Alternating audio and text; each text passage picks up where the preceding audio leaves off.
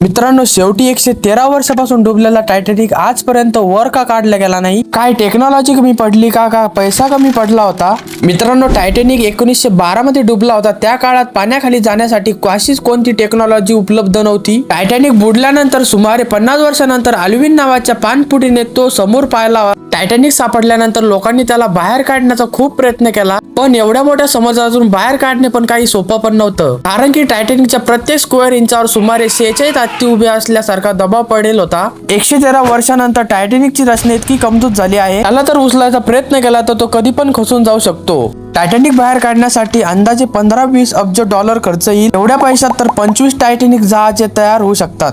तसेच टायटॅनिकच्या आज सुमारे 1500 मृतदेह आहेत. त्यांना बाहेर काढणे म्हणजे जणू मोठे कब्रिस्तान उघडल्यासारखे होईल. आणि तंत्रज्ञानाचं म्हणणं असं आहे की हळूहळू हे टायटॅनिक जाळ पूर्ण विखरून जाईल. तर कसा वाटला आपला व्हिडिओ तर कमेंटमध्ये नक्की सांगा.